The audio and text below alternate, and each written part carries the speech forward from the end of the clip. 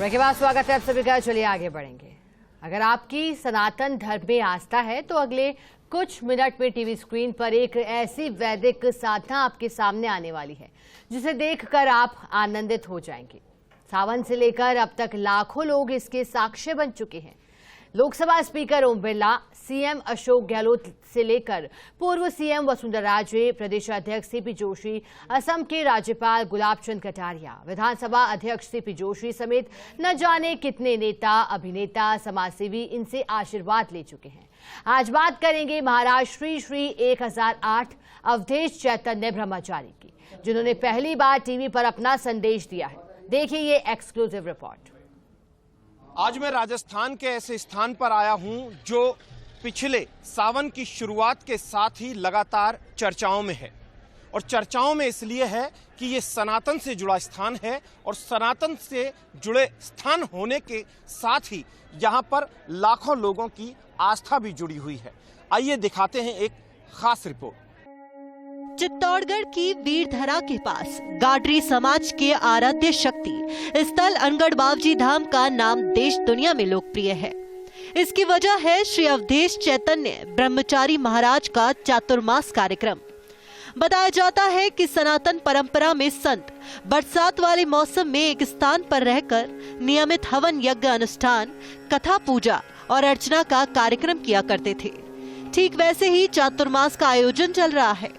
परंपरा के मुताबिक 50 बीघा जमीन पर गोबर मिट्टी से बनी हुई कुटिया तैयार की गई है। प्राकृतिक संपदाओं से स्थल को तैयार किया गया है। अनगढ़ बावजी धाम में शिव महापुराण से लेकर श्रीमद् भागवत कथा और राम कथा का आयोजन भी चल रहा है।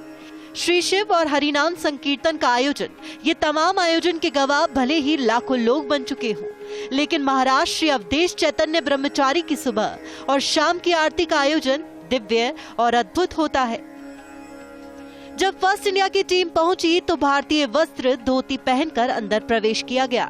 इसके बाद सार्वजनिक आरती का आयोजन शुरू हुआ। पहले वैदिक मंत्रों से कई औषधि और द्रव्य समेत वनस्पतियों की अद्भुत आहुतियां दी गई। शंख, घंटा, घड़ियाल और प्राचीन वाद्य यंत्रों के जरिए संगीत की मधुर स्वर लहरियों से वातावरण सकारात्मक रूप से गूंज उठा। लोगों का कहना है कि आरती में शामिल होने पर अद्भुत सकारात्मक ऊर्जा का संचार होता है। संसार में जितने मत, मजहब, पंथ और इज़्म उपलब्ध हैं, उनका कोई न कोई आविष्कारक है, कोई न कोई जनक है, कोई न कोई प्रणेता है। लेकिन सनातन धर्म का कोई जनक नहीं है, कोई इसको उत्पन्न करने वाला नहीं है। भगवान नारायण से ये परंपरा शुरू होती है।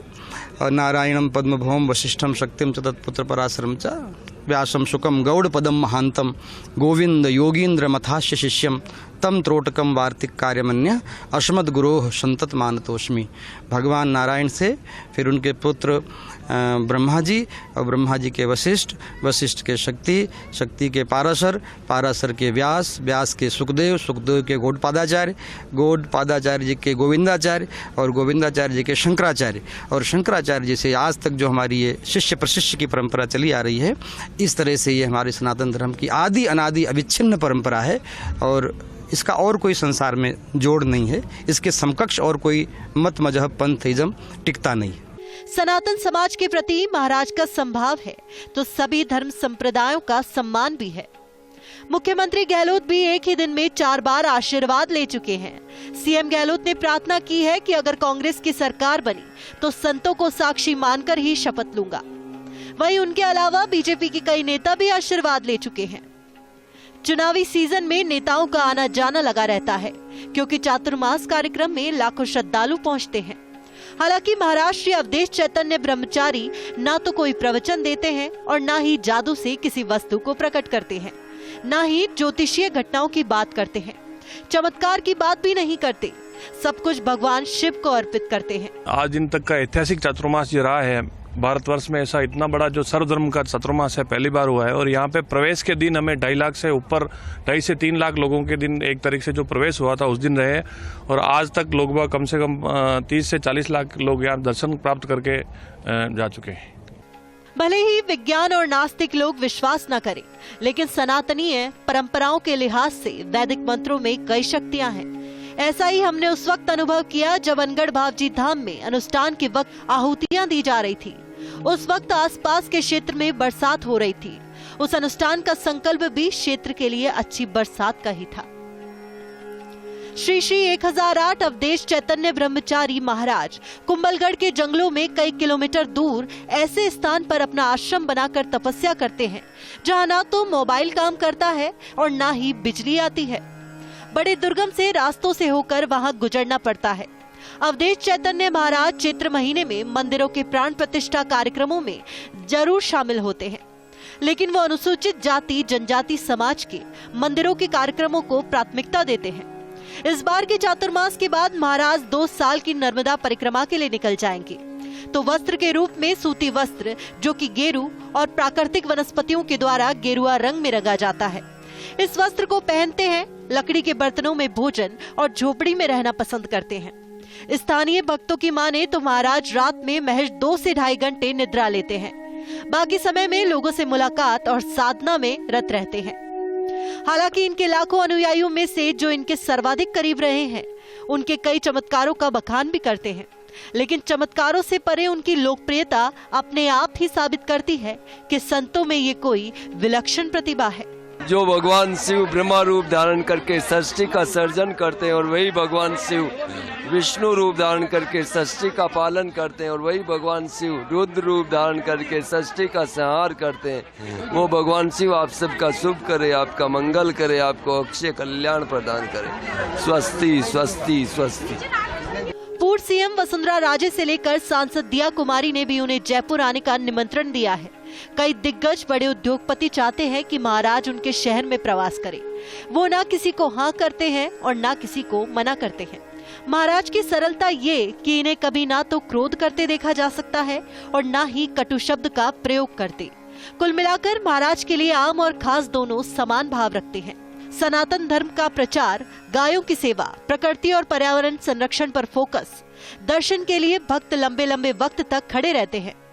दरअसल चुनावी वक्त में कई नेताओं को यहाँ आते जाते देखा जा सकता है, लेकिन इसके बाद जब फर्स्ट इंडिया ने चुनावी दौरे को लेकर स्टोरी कवर की तो ये एक एक्सक्लूसिव स्टोरी निकलकर सामने आई, जिसे आप लोगों के लिए आगे लगाया गया।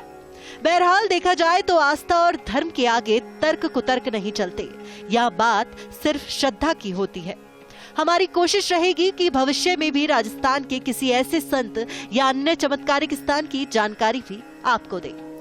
भले ही लोकसभा अध्यक्ष ओम बिरला हो या मुख्यमंत्री अशोक गहलोत, पूर्व मुख्यमंत्री वसुंधरा राजे हो या भारतीय जनता पार्टी के प्रदेश अध्यक्ष सीपी जोशी या भाजपा के दिग्गज ओम प्रकाश माथुर या अन्य सांसद, विधायक, जनप्रतिनिधि, सामाजिक संस्थाओं के लोग या प्रबुद्ध जन, सभी यहां पर श्रद्धा के साथ आए।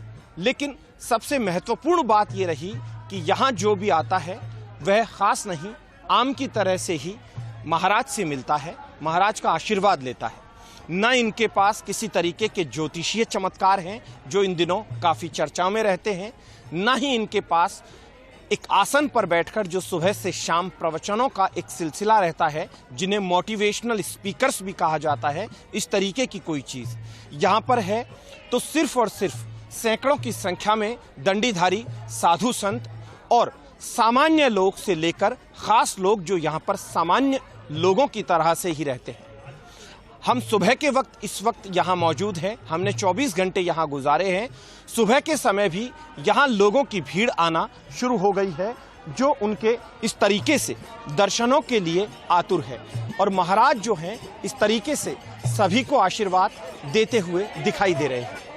भीड़ अच्छी खासी थी और इस भीड़ में कुछ दृश्य दिखाया जाना भी आवश्यक था।